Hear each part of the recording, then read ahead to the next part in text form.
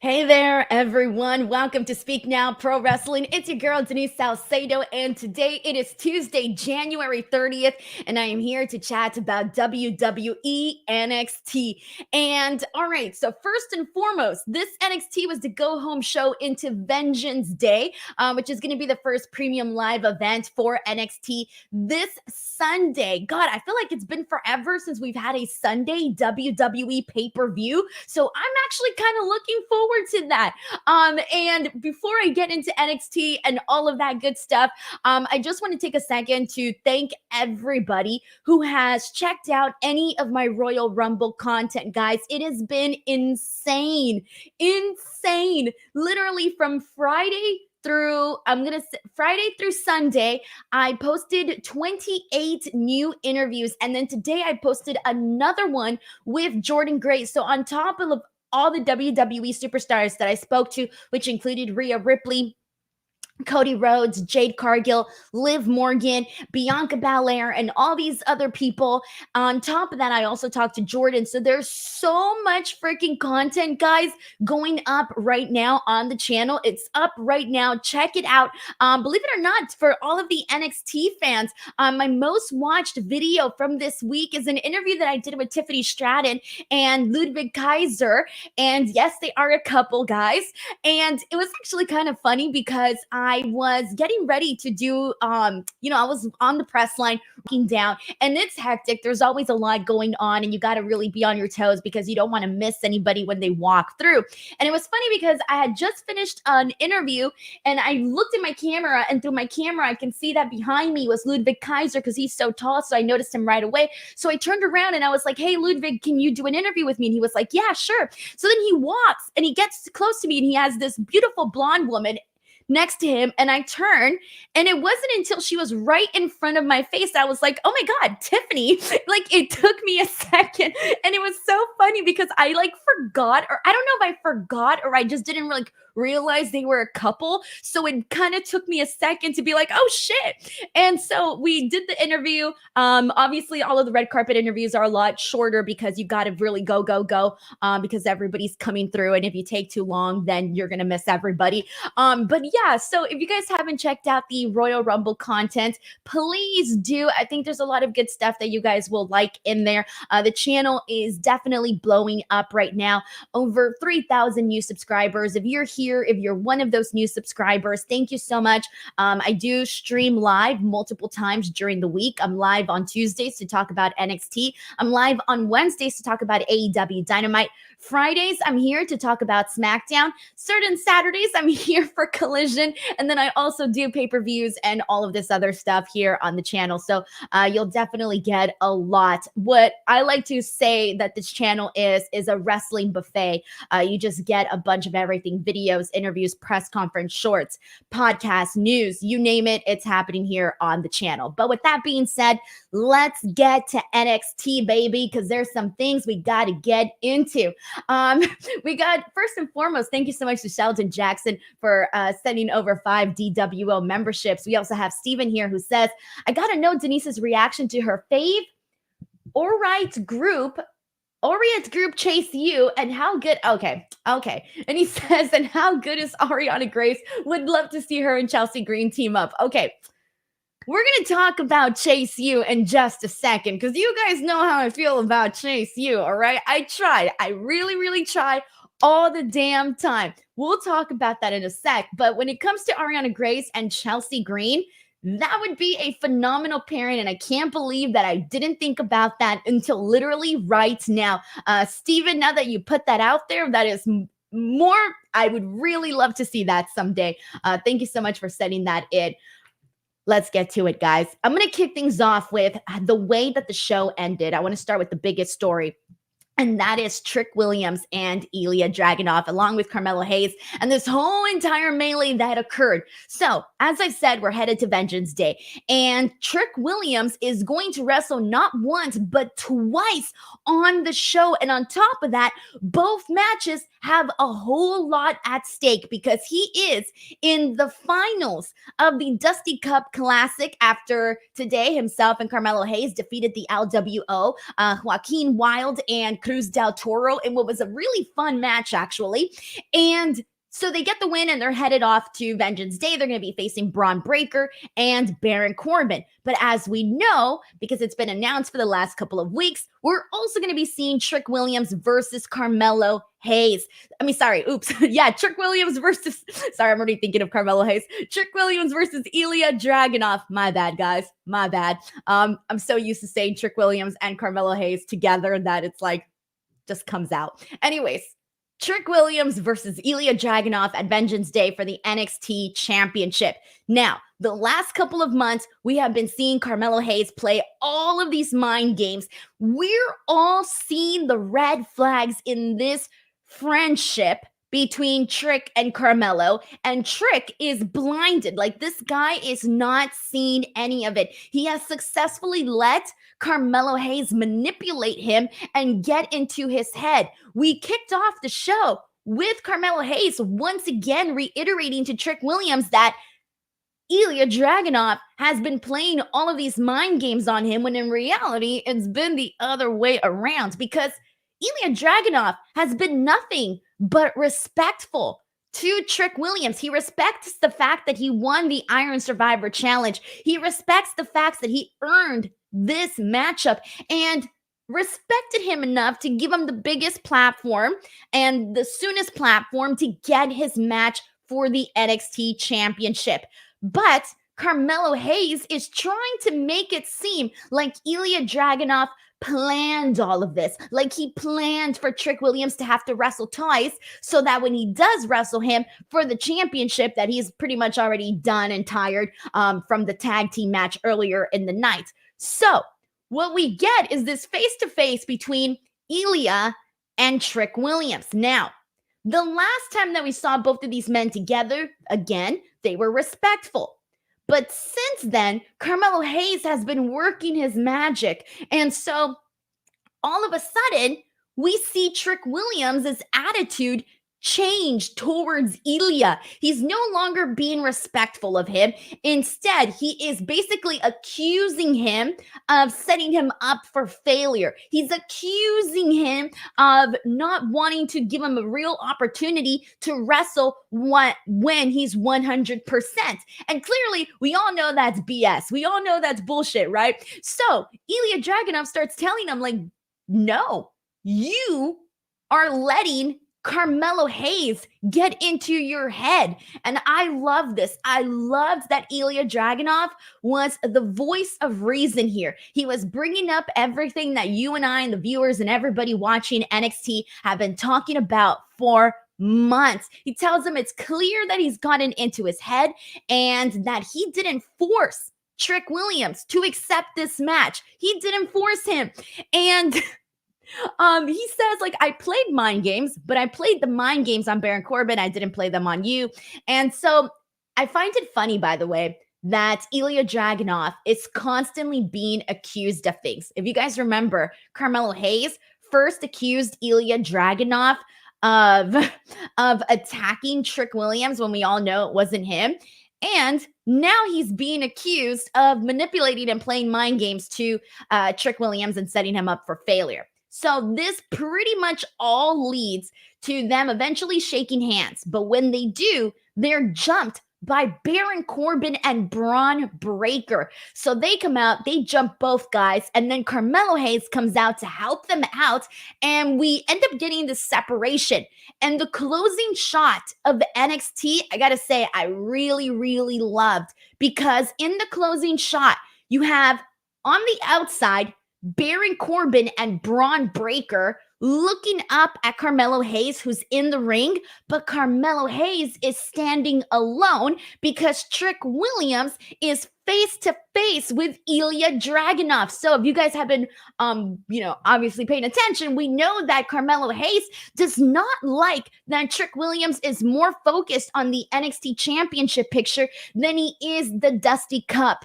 And so we had this really cool little closing of the show that kind of foreshadowed a little bit of what may or may not happen at Vengeance Day. Now, we have all been waiting for this implosion between Carmelo and Trick Williams. It feels like at Vengeance Day is the moment that it's going to happen. I'm not really too sure how this is all going to go down, how it's going to play out. So if you guys have any predictions, send them in, because I feel like they can go in multiple directions. Right now, my gut is saying that somehow, some way, Baron Corbin and Braun Breaker are going to defeat Trick and Carmelo. Carmelo is going to be so freaking pissed, so freaking livid about it, that he is going to get involved in Trick Williams' main event match against Ilja Dragunov. That's kind of where I'm at right now. If anybody has any better ideas, please send them in. All right, so let's get to it. Let's see what people are saying here in the super chats. Thank you so much to everybody, by the way, who does send these. They help me out very, very much. Matt Logan says, Denise, can you use Tatum Paxley as an assistant? Why? What if she all of a sudden gets obsessed the way that she got obsessed with Lyra, and she comes out here with a feather? Ooh, that would be creepy. Matt Logan, thank you for the super chat. Hunter Tillman says, 1 year strong in the DWO. Much love, Denise. Holy cow, Hunter. You have been a member of the DWO for 1 year? I can't believe it. That's freaking awesome. I didn't even realize that it's been a year since I started this. Like, what the hell? It's kind of crazy. Arnold Nicholson Jr. says, hi, Denise, your Royal Rumble interviews were good. Thank you so very much, Arnold. I had a phenomenal time chatting with everybody. I loved so many of the interviews. I was so happy that I got to interview Jade Cargill. When I saw her, it was funny because I was almost not going to go to the premiere, the Bianca and Montez Ford premiere, because I was going to come home early Sunday, do a post show from here, from Los Angeles. So that was my original plan. But then I got a message from PR that basically said, you should probably be at the event. And I was like, okay. So I show up and I'm not really sure like what to expect. And then all of a sudden I see Jade Cargill coming through and I'm like, oh, hell yeah.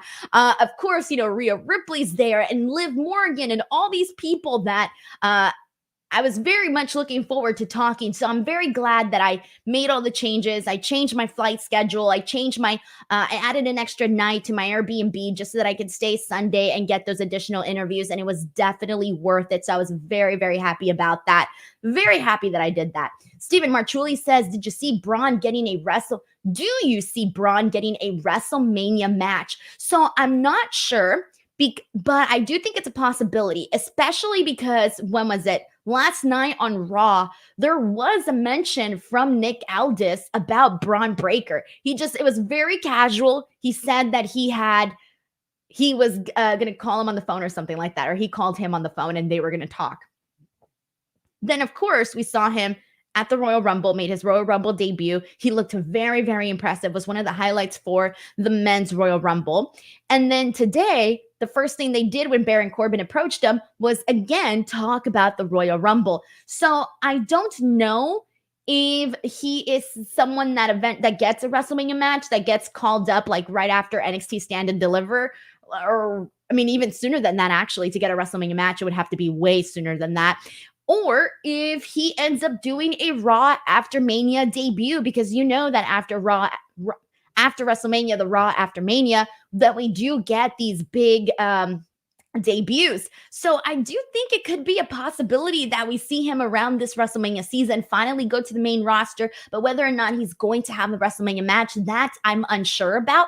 Although it would be pretty cool. And I think given his performance at the Royal Rumble, I think at this point it's pretty obvious that he's ready. And keeping him on NXT at this point, it's just like, why? Why are you keeping him there much longer? He's kind of seen it, been there, done it all. He's probably going to win the NXT Tag Team titles with Baron Corbin, which would be cool because they are getting they do have some good chemistry with one another. So I wouldn't hate seeing them as tag team champions. And I think it's going to play into the storyline with Carmelo and Trick, as I mentioned. But again, I think it all depends. But if we're past WrestleMania season and Braun Breaker still isn't on the main roster, at that point, they would just be lagging because realistically, he should be on the main roster already. People thought he was going to be drafted in the last draft and he wasn't, which was kind of shocking.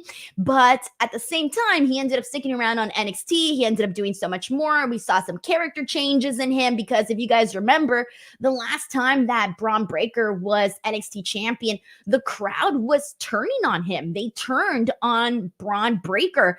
And so, it seemed like some things needed to be tweaked, and he's definitely not getting, that kind of hate anymore. People are not turning against him. Now he's I don't even know. He's like a tweener on the show now. I'm like, I feel like he went full heel, but lately I've been feeling like he's been turning a little bit face with Braun Breaker. With Baron Corbin, because they've been doing all of these like funny skits and stuff. So I kind of feel like we've been seeing a shift there. But either way, I think him sticking around on NXT maybe for these last couple of months since the draft was not a bad idea, but at this point it's long overdue for him to go up to the main roster and start doing some things, because we've been seeing a lot of people that we didn't expect to go to the main roster before Braun Breaker go to the main roster before Braun Breaker and are out there, doing their thing and whatnot. So yeah. Rafael Garcia says, at this point, I just need to see HBK's For You page because now this is getting out of hand. A calendar? I'm not complaining, but there's a pattern. I think we all knew that was JC Jane's idea. I feel like we had mentioned this at some point in the last show because it was very obvious. She had gotten all of these girls. She told them that they did a good job. What else were they going to do? A car wash? A wet t-shirt contest? So they do this calendar, this 2024 Women's Andre Chase U University, whatever the hell they're calling it, calendar. And supposedly it's going to go on sale on Sunday. And that's how they're going to save the school. It was very, very hokey, but we'll get to that. Chris Lloyd says, I think Carmelo takes the fall in the tag match. Then Carmelo is going to cost Trick the title and admit he attacked him.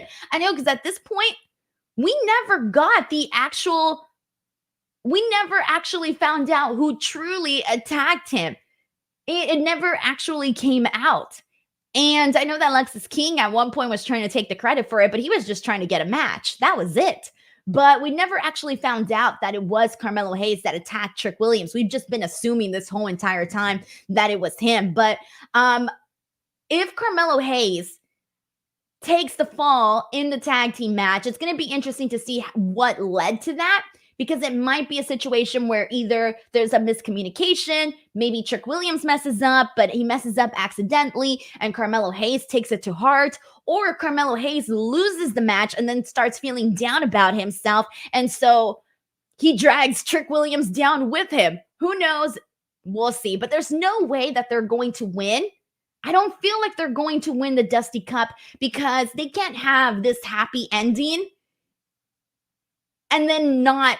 They can't have Carmelo Hayes and Trick Williams win the Dusty Cup and then all of a sudden go into this match with Trick Williams and Ilja and then have Carmelo Hayes cost them the match. Like, that would not make sense, considering that they would both be going for the tag team titles. You see what I mean? So like, they have to lose in order for whatever's supposed to play out in the main event for it to actually play out.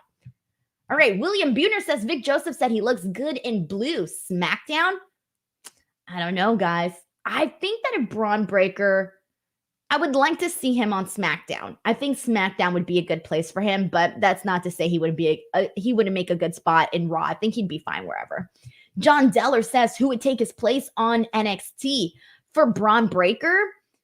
I would probably say like Trick Williams. Trick Williams feels like the hottest thing right now on NXT for the guys. Trick Williams is the only person that I can think of that has that kind of buzz surrounding his name right now. So I would probably say Trick Williams. Like, I can't think of somebody else that would get the attention on the NXT roster that Braun Breaker gets. And right now, Trick Williams' attention and buzz that he's getting on the show is off the charts. So he's doing good, man. Thank you so much for sending that in. All right, guys. It's okay, so I'm laughing because Chris Lloyd says Chase U OnlyFans saves NXT. I'm not gonna lie, it crossed my mind when they first started teasing this, but then I thought, I don't know if they can mention OnlyFans on TV, right? Like, I don't think they can. So the only thing that they can do is the calendar. But it did cross my mind, and I think that it probably crossed a lot of your guys' minds too. Sorry, guys, I'm all over the place. I've been talking every day. I don't even know what I'm saying anymore. But let's go ahead and press on from here. All right, so we went through the main event portion of it all. Now I want to get into Roxanne Perez, Tatum Paxley, and Lyra Valkyria, because you guys know I am so obsessed with this story. And I'm so looking forward to seeing Roxanne and Lyra at Vengeance Day. I'm very excited about this. And while I'm here, I might as well say that Roxanne Perez freaking also killed it in the Royal Rumble. I thought that the NXT girls came through, obviously including Tiffany Stratton in this. In the Women's Royal Rumble, they absolutely killed it. And this was Roxanne Perez's second time in the Rumble. So she did a good job. But anyways, so let's get to this. So as we all know, Tatum Paxley is obsessed with Lyra Valkyria. We're not really sure what kind of obsession she has. I don't know if this is a BFF obsession, a lover's obsession. I'm not really too sure. But it kind of feels, I don't know, man. The feather threw me off today. The feather definitely threw me off. I feel like the feather made it feel a little bit more romantic. Maybe feathers are, am I wrong here? Are feathers not somewhat romantic? Am I losing my mind here? Someone let me know in the comments. Are feathers romantic? Because the feather made it feel like a romance thing. And I don't know if my mind is just in the gutter or if we associate feathers with romance. I do, because I think about feathers, I think about fluffy pillows, and then I think, okay, that's it. I'm done. I'm done with this word association. There's no way I'm crazy. I just know for a fact that that's how it feels. All right, so I'm waiting for the chat to let me know, by the way. Anyways, so she's out there with a feather. And she's got this picture of her and Lyra. And she's just there, like, looking at it. And she's got the eyes. And she's texting her nonstop. And Lyra pops in. And Lyra's like, stop it. Like, she's fed up. But it seems like no matter what Lyra says, she's just not able to get through to Tatum. And Tatum sees it as she wants to help her so that she can remain champion and stay champion. Like, that's all she wants to see. Thank you so much. AU says, no, Denise, you got it right. Tony says, I personally don't think that's PG. I don't know, guys. I really don't know. Anyways, so last week, Tatum had put Roxanne Perez through a table, basically took her out, and Lyra was super pissed about it. So they made a match for this week between Roxanne and Tatum, and then Lyra was over on commentary. And during this, like, this wasn't a bad match. This was a fine little match here. Roxanne hits her with a dive. She gets her with the clothesline. And it kind of seemed like Tatum was a little bit distracted by having Lyra out there on the commentary table. I feel like that kind of led to a little bit of a distraction. And that's why she was eventually taken out with that dive from Roxanne Perez. But they finally get back into the ring. Roxanne hits her pop rocks and she wins this match. But then afterwards, Roxanne continues to attack Tatum Paxley. And so she's on top of her, wailing on her. And Lyra comes in and pulls her off. She pulls her off of Tatum Paxley. And so you have this confrontation between Roxanne and Lyra. And Tatum is on the mat just looking up like a damsel in distress. And she's so freaking happy, so freaking stoked that Lyra had her back, that Lyra saved her from this attack by Roxanne Perez. And I'm thinking, Lyra, what are you doing? What are you doing, Lyra? You want this girl off your back, yet you're giving her out here false hope? That's what she did. She just gave Tatum Paxley false hope of a possible friendship here, and Tatum's gonna read this as something totally different. Like, we know why Lyra did it. Lyra did it because it was unfair for her to be attacked after she had already lost the match, and then given the fact that she's going into a match with Roxanne Perez, that's why Lyra did it. But in Tatum's eyes, Tatum is going to see this as a sign of friendship, as a sign of something more. And so I was just watching going, Lyra, you messed up here, girl. You messed up by helping out Tatum when you're trying to get rid of her.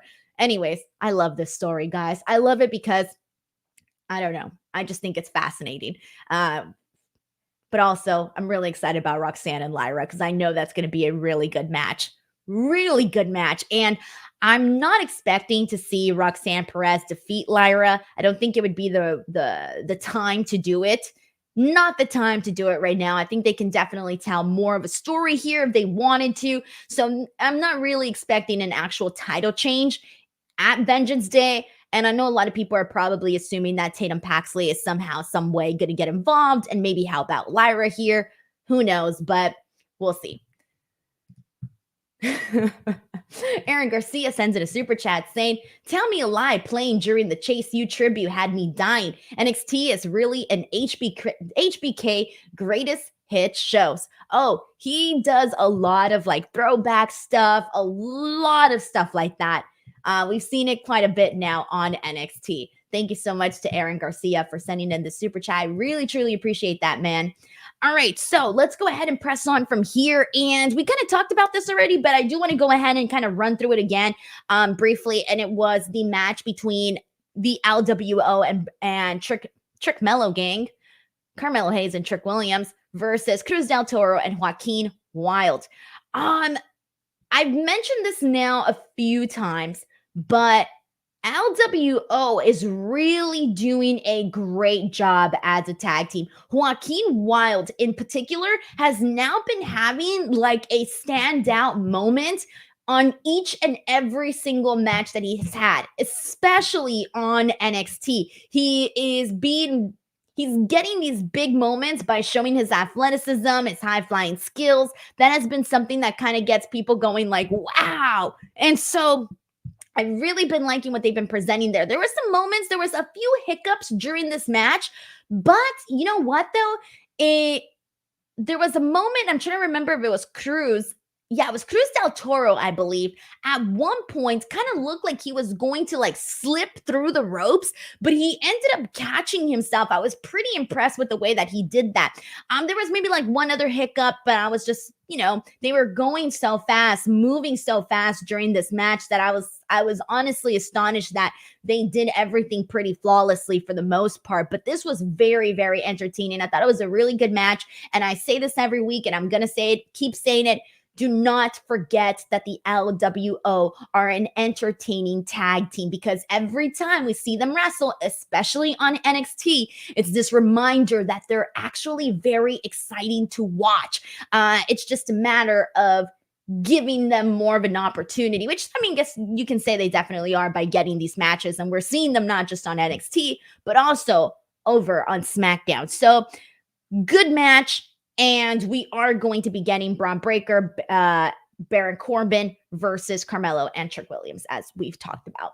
We got David Capelin here who sends in a super chat saying, hello, Denise. I loved all of your interviews. How impressive is Ivy Nile in person? Also, I'm convinced Zelina is way less than 5 feet. You towered over her. So, yeah. So, I'm trying to remember what they say that Zelina Vega's height is, because I'm legit 5 feet. Like, I know this for a fact that I'm 5 feet. I've been measured in high school, and I know I have not grown since then. However, I do wear these little platforms, and I'll show you them.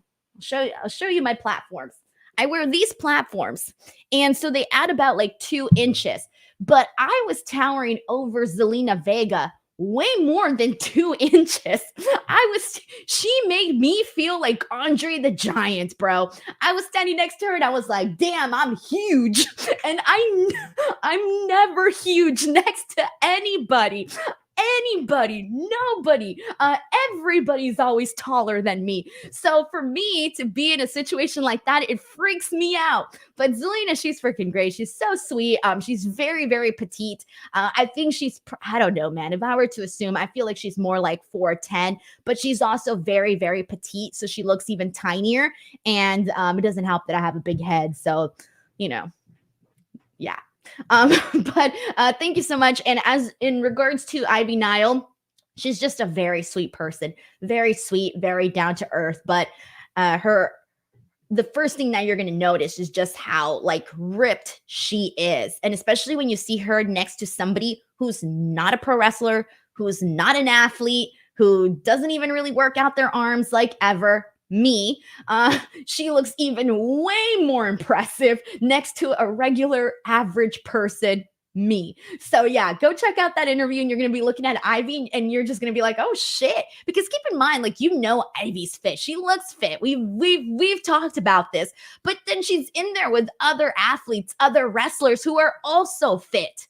But compare her to a regular girl. It's great. I love Ivy now. She's so sweet. Very, very sweet. David, thank you so much for the super chat. I appreciate it. We got Will Chisholm here who says, I do love the way the LWO and the Legado del Fantasma storyline have been going. Let them keep cooking. I agree. And by the way, I didn't get to do a SmackDown post show because I was in Tampa, but I was so happy when I saw that Elektra Lopez was on SmackDown. Guys, we've been talking about this. We talked about this, how she was left out when Legado went to the main roster, and we felt bad for Elektra because she was stuck there and they didn't really have her doing anything. And then she got to go to SmackDown, and now she's with Santos and Humberto and Angel Garza. I was so freaking happy for her. It feels like things are really picking up for her, and I might as well talk about that now because last week we were talking about Elektra Lopez's really good promo. We talked about that. So she pressed with the promo. But then we got this match today between Lola Vice and Elektra Lopez. And let me tell you guys, I'm going to be completely real here. I was not really expecting that much. Oh, no. Oh, wait, sorry, guys. I don't know what happened. All right, there it is. So I was really not expecting that much from this match. Realistically, we've only seen very limited matches from both women. We've seen limited matches from Lola, limited matches from Elektra Lopez. So I was thinking, they're probably just going to have like this very, very quick little match. I wasn't expecting much. I truly was not expecting much. But let me tell you, I was very, very impressed with both of them here. And the big thing that I was most impressed with is that in this match, because keep in mind, the story here is that they were friends and Lola Vice screwed Elektra Lopez, okay? She turned her back on her friends. In any situation, that means that these two people must now really hate each other. And in this match, when they went out there, like right away, Elektra Lopez came in and like jumped on top of Lola Vice and started going at her right away. I love that this match was presented more like a fight. These two girls came at it like with so much fire. They legitimately looked like they hated each other. And that was the thing that I really, really liked. And I hate to make comparisons here, but I'm going to have to make a comparison here because this is what I thought of right away. Keep in mind that the Lola Vice Elektra Lopez storyline hasn't even really been going that long. They became friends fast and it ended very, very fast. With that being said, I thought there was more hatred in this match between these two girls than what we saw the first time we saw Gigi Dolan versus JC Jane when they first wrestled each other. And I was absolutely astonished by that because they really came out there and they said, I don't like you. And they had their match exactly like that.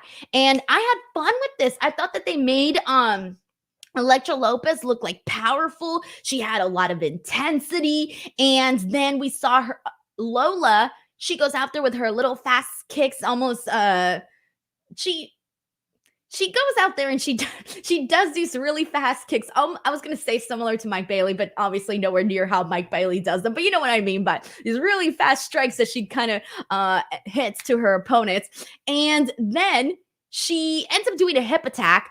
Loved that. I thought that was really cool, and I thought that they did phenomenal. I think at one point Elektra Lopez power bombs her. That looked good too, but eventually Lola hits her with a spin kick and she wins this match, which is what I was expecting because from the looks of it, Elektra Lopez is now on Smackdown. So this seemed to be like possibly her last match on NXT.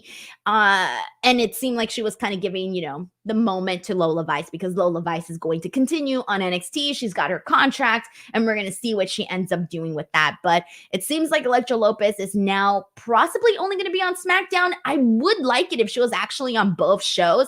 I don't think that would hurt Elektra Lopez. I think it would help Elektra Lopez being on both shows because she could get more reps in doing matches on NXT. And it seems like we've seen this growth from her. And all of a sudden now she's moved on over to SmackDown. So I would actually like it if she was on both shows simultaneously because on SmackDown, she could be like the voice and more of the manager type of role. But on NXT, she could be more of the actual wrestler. And until she continues to advance and get better, then on SmackDown, she can start wrestling a lot more with some of the other women. So I would like to see her on both shows simultaneously, but we'll see what they end up doing there. But truthfully, this was a big win for me, and I was a big fan of what they did here. I thought they did a phenomenal job. Stephen Marchulli says Lexis King has a money character. He's killing it, man, and the people are interested. They're interested.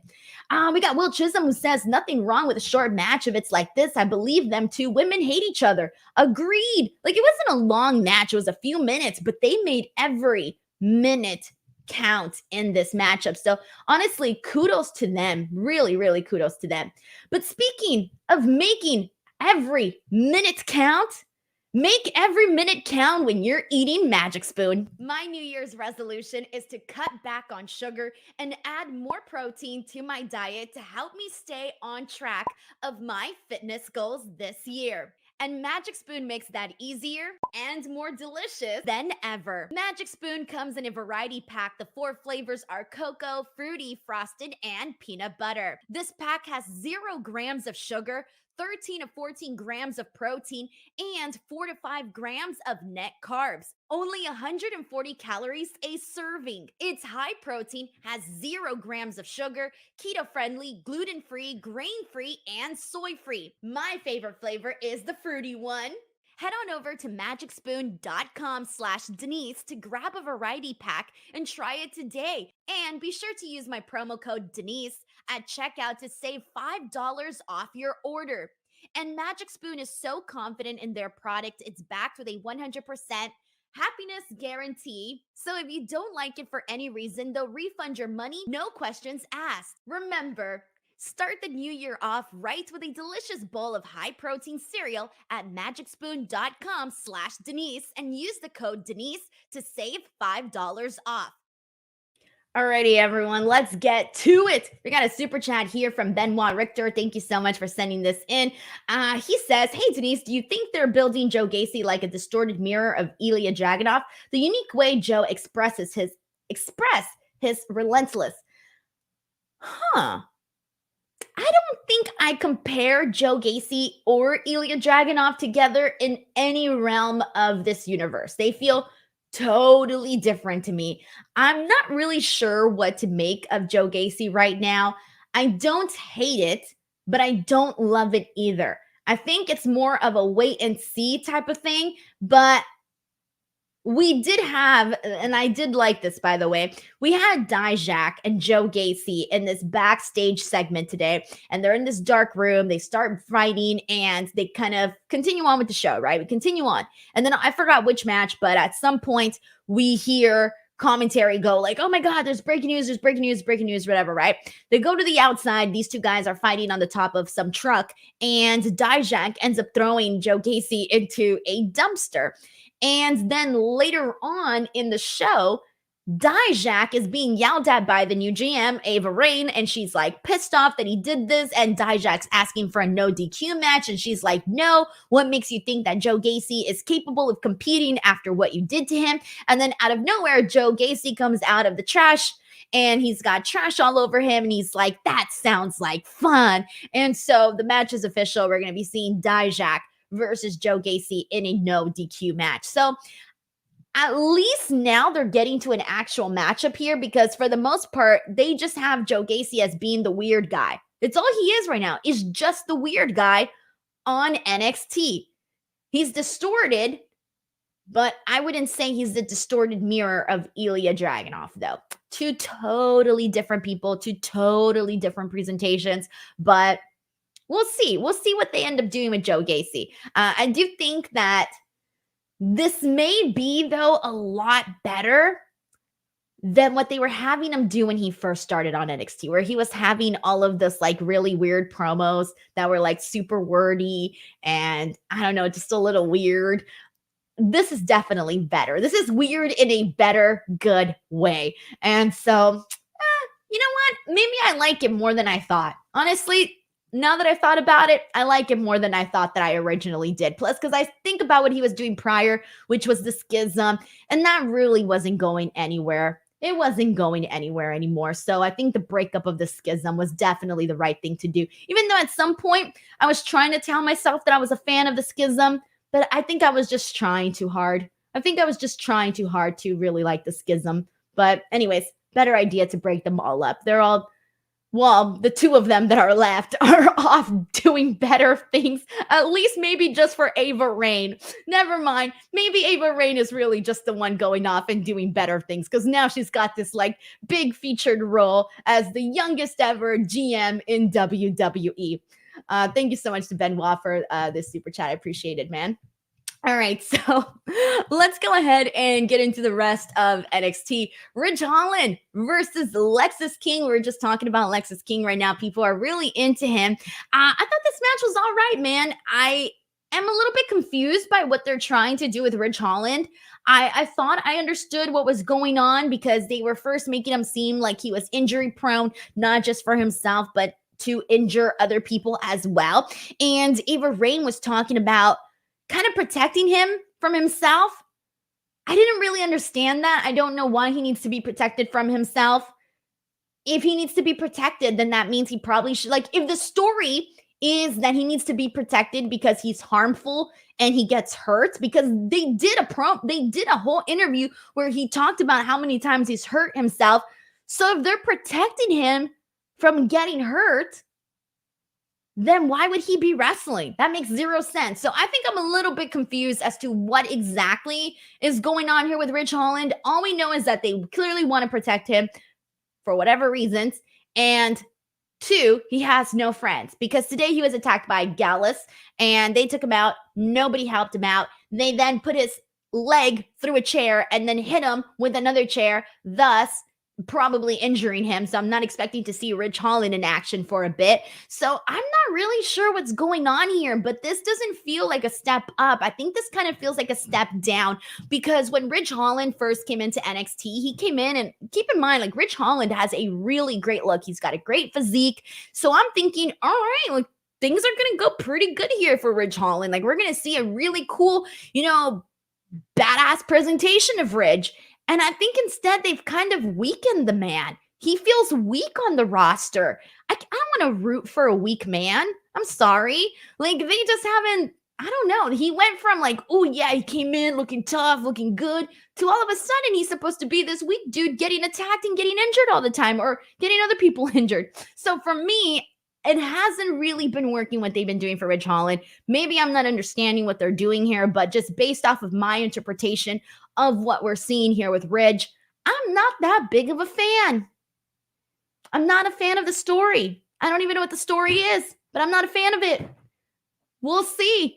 And now for Lexis King, I think Lexis King has sort of been, for me, it feels like they're trying a bunch of different things with Lexis King and trying to see what works. I don't think he's had like a really great match yet on NXT. I think they've all been okay. So I've been sort of waiting for like a really good match with Lexis King, with someone that he really has good chemistry with.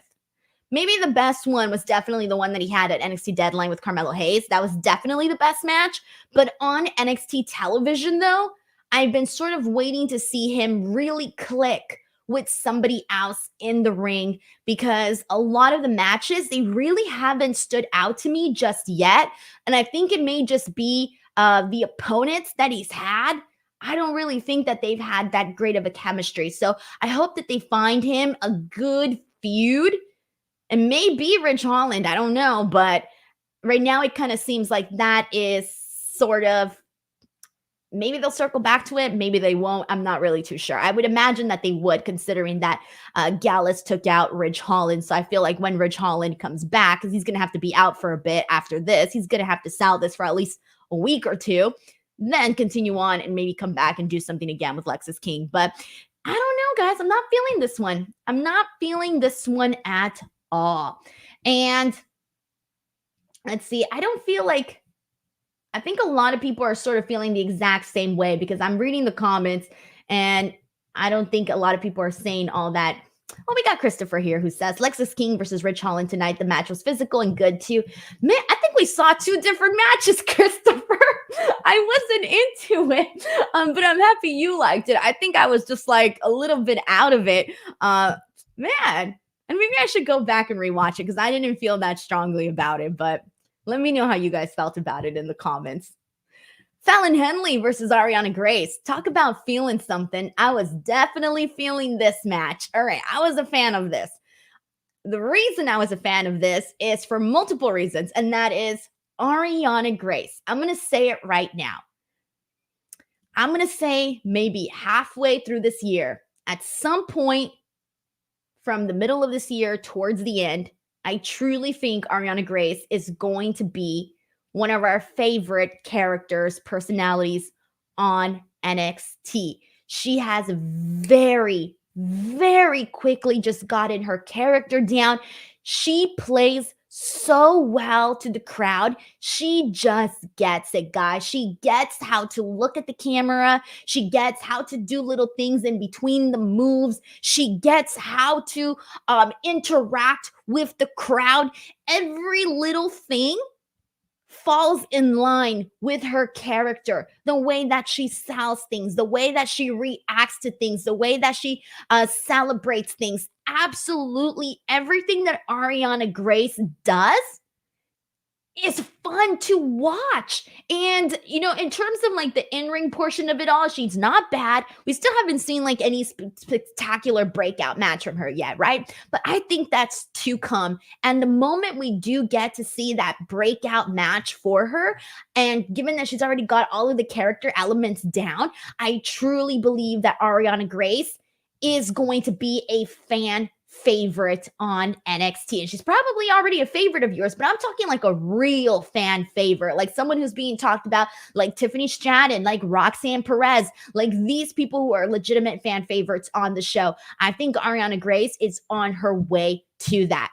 And Fallon Henley, you know, she's out there going out there with, she's sort of taken Ren Sinclair under her wing.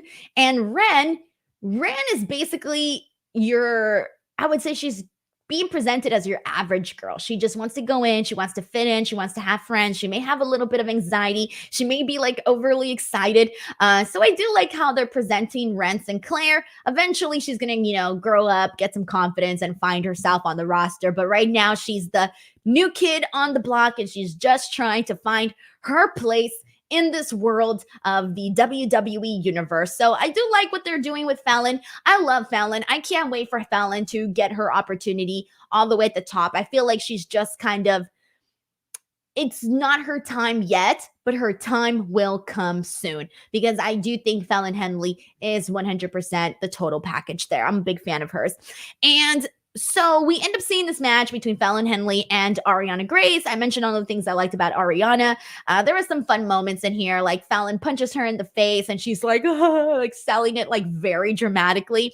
But eventually Fallon ends up getting screwed because Lash Legend comes out, hits her with the boot to the face. The referee didn't see because he was distracted by Jakara Jackson.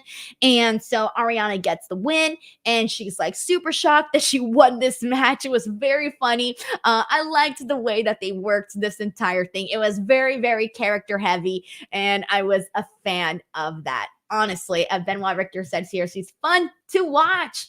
I feel it. Definitely feel it. Arnold Nicholson Jr. says Ariana has a chance to be a main roster player.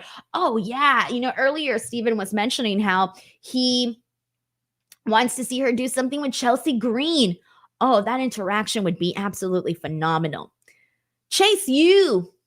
We were kind of already touched on them, but basically they were losing their school. We already knew that wasn't going to happen. I felt this went way too long for what we already knew what was going to happen. We already knew JC Jane was going to save the day with either some sort of whatever, this calendar that they did. We didn't know exactly that it was going to be a calendar. I know, like I said earlier, some of us may have thought OnlyFans. We weren't really too sure, but it's a calendar. Let's keep it PG.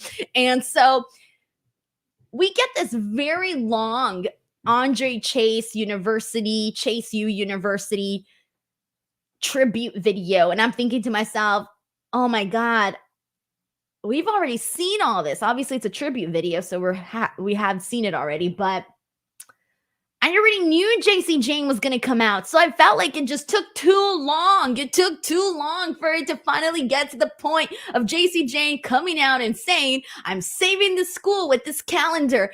And then afterwards, she says how, what did she say? She said that now the school is going to be saved from debt, and they're going to go on and they're going to be great for a whole other decade. And I'm thinking to myself, what? What are we talking about here? How do we already know that they're going to make it all the way to the other decade with the sales of this calendar? I get that was the point, guys. It was supposed to be super exaggerated. It was supposed to be what it was supposed to be, but I think that I'm just not a fan of Chase U. I like Thea Hale. I like JC Jane, but the rest of it, it's just not for me. And I was kind of excited because I thought Chase U was going to die. I thought that was it. I thought Chase U University was going to be done. I hoped for it, even though I knew that JC Jane was going to save the day. I did hope for it. I'm a heel. I'm Drew McIntyre. I'm out here. I was praying for the downfall of Chase U. But not more so than I'm praying for the downfall of Metaphor. I'd much rather watch Chase U than Metaphor. I'm still at that, guys. Sorry, Metaphor. So sorry, Metaphor. I do like Lash Legend a whole lot, but I'm still not a fan of the Metaphor. Von Wagner challenged Noam Dar for the NXT Heritage Cup today, guys, and it went exactly the same way that all of the Heritage Cup matches go. Noam Dar won.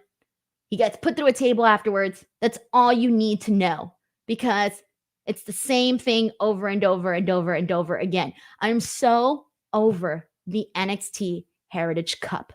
I'm sorry if that makes me a heel, but I'm over it. Please, let's do something different with the Heritage Cup. It is the part of the show that I most struggle with. At least with Chase U, I had some ha-has. I really did have some LOLs. I have not ha'd, not even once, with the Metaphor stuff. It's my least favorite part of the show. I'm sorry, that's where I'm at right now. The chat, y'all can turn on me. I'm brave enough to take the heat. Guys. I'm sorry. Oh, man. That's where I'm at with all of that. I'm not alone in this. Thank you. Kaden Crawford also feels the same way that I do. We got a couple of people saying the same thing. So good. I'm not alone. I don't want to feel alone in this. I know I was alone with the Chase U stuff. That one I was alone. But I don't think I'm alone with the Metaphor stuff. All right, guys. And I'm trying to think if I skipped anything else or if I got everything already from NXT. that was pretty much it, guys. That was NXT for today. Like I said, I think that the top, like the items that I mentioned at the top were really good, and overall, it was a fun show. The only things I didn't care for were the Chase U stuff and the metaphor stuff. Everything else was very enjoyable. I had a good time with it, and I am going to be here, by the way, on I am going to be here on Sunday to talk about Vengeance Day. So, you know what? I might as well do some very quick Vengeance Day predictions, although I'm pretty sure. Let me just go through that. I want to go through the card really quickly and just give quick picks here. But we have Tim Weininger Jr., who's been a member for 9 months. Tim is not a fan of the Judgment Day, and he says metaphor still better than Judgment Day. Tim, I will die on this hill. Judgment Day is way better than the metaphor. Way better. What are we talking about? But I know that Tim will also die on the hill that metaphor is better than Judgment Day. So you know what that means? We're both going to be dead on the same exact hill. All right, guys, let's go ahead and get into this NXT Vengeance Day predictions. All right, so Dijak versus Joe Gacy, two guys that desperately need a win. Dijak has been losing like every single big match. Joe Gacy is trying to find himself. This is a no DQ match. I feel like at this point, I'm just going to say it. I think Dijak needs to win, guys. Dijak needs to win. I feel like he's lost way too much. He just can't keep losing left and right. But at the same time, you know what? Fudge. I kind of take it back. Joe Gacy really needs this win. Poor guy. He's lost, man. He's so lost. I take it back. Joe Gacy needs this win, guys. I can't decide.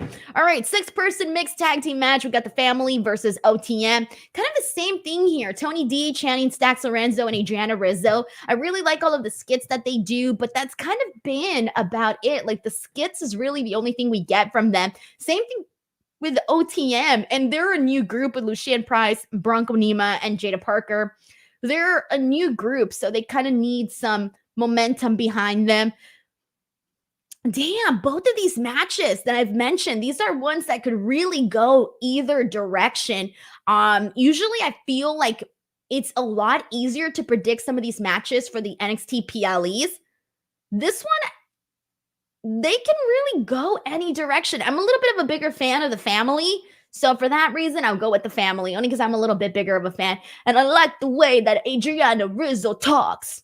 Adriana Rizzo, I could hear her talk all day. I really like the way she talks. All right, singles match for the NXT Championship. Ilja Dragunov versus Trick Williams. I can't imagine that Trick Williams is going to get his happy ending at Vengeance Day, so I'm going to say Ilja Dragunov retains.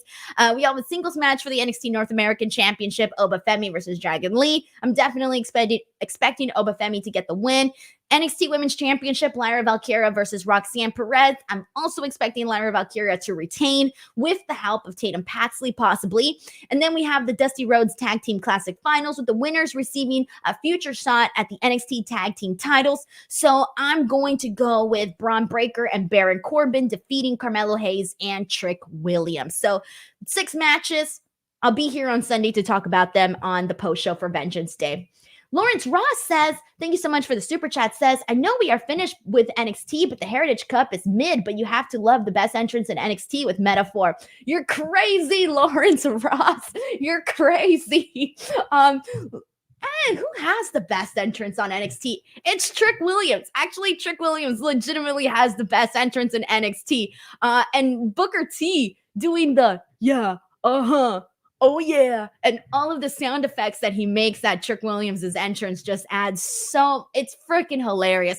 I can't sing Whoop That Trick when I'm singing it by myself without adding the Booker T parts in all of this. I was literally walking to my kitchen snacking during NXT going, whoop that trick, oh yeah, whoop that trick. It's a very, very fun song to sing. When he comes out with Carmelo Hayes, I get mad because then we get the remix of the song where it's Trick Williams' theme and then it's Carmelo's and then it's Trick's and then it's Carmelo's. I hate it because you're vibing, you're in the middle of the song and then you forget. You always forget, and then it goes to Carmelo's song, and you're like, "Oh man, I don't got nothing to chant there." Or you could actually, but it's just more fun to chant "Whoop That Trick." So there you go. Thank you so much to Lawrence Ross. I appreciate the super chat. Seriously. Alrighty, guys.